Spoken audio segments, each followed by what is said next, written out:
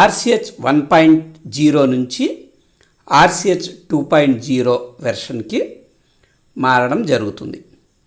ఈ ఆర్సిహెచ్ 2.0లో మనకి వర్క్ ఎలా చేసుకోవాలి, అసలు ఏమేమి ఆప్షన్స్ ఉంటాయి అనేది ఈ వీడియోలో తెలుసుకుందాం.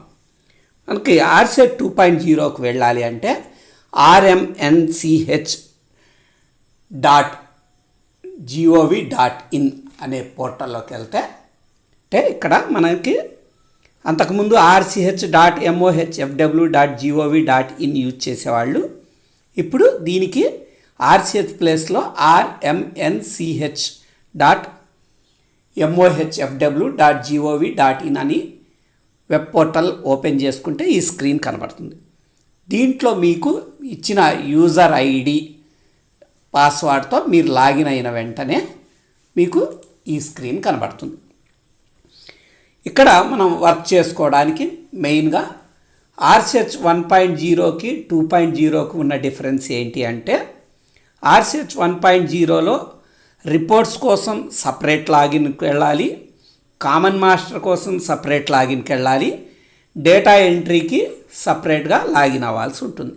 బట్ ఆర్సిహెచ్ 2.0లో మనకు కామన్ మాస్టరు ఇదే లాగిన్తో వెళ్ళొచ్చు, రిపోర్ట్స్ ఇదే లాగిన్లో మనకు కనబడతాయి, డేటా ఎంట్రీకి ఇదే లాగిన్లో మనకి కనబడుతుంది. ఇది మెయిన్ డిఫరెన్స్. సో దీంట్లో డేటా ఎంట్రీ చేయాలి అంటే మనకి ఇక్కడ బెనిఫిషరీ అనే ఆప్షన్ అనేది ఇవ్వడం జరిగింది.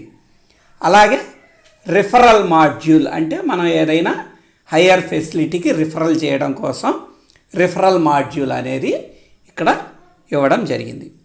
సో ఇవి ఆప్షన్స్. దీంట్లో మనం ఒక బెనిఫిషరీని రిజిస్ట్రేషన్ చేయడం కోసం ఎలా చేయాలి అంటే బెనిఫిషరీ అనేది మీరు క్లిక్ చేసుకోగానే మీకు ఇక్కడ డీటెయిల్స్ కొన్ని కనబడతాయి. అంటే మనం ఆల్రెడీ ఆర్సిహెచ్ 1.0 యూజ్ చేస్తున్నాం కాబట్టి బెనిఫిషరీస్ని అక్కడ మీరు నమోదు చేసి ఉంటే 2.0లో మీరు మళ్ళీ కొత్తగా నమోదు చేయాల్సిన అవసరం లేదు. దాన్ని మనం సెర్చ్ చేసుకొని తీసుకొచ్చుకోవచ్చు. సో సెర్చ్ ఎలా చేయాలి అనేది మీకు ఇంకొక వీడియోలో డీటెయిల్గా చెప్పడం జరుగుతుంది. అలాగే కొత్తగా యాడ్ చేయాలి అంటే ఇక్కడ యాడ్ బెనిఫిషరీ అనే ఆప్షన్ ఉంటుంది. సో ఇక్కడ యాడ్ బెనిఫిషరీ అనేది మీరు క్లిక్ చేయగానే మీరు బెనిఫిషరీస్లో ఫిమేల్ ఎంట్రీ చేయాలా, మేల్ ఎంట్రీ చేయాలా అనేది ఇక్కడ చూపిస్తుంది.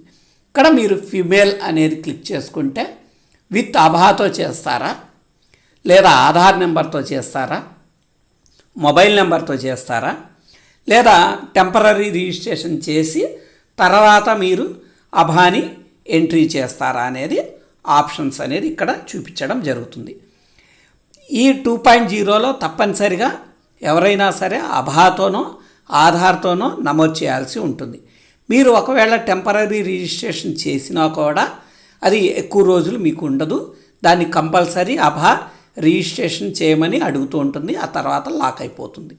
సో కాబట్టి అభా నెంబర్తో మీరు రిజిస్ట్రేషన్ చేయాలి.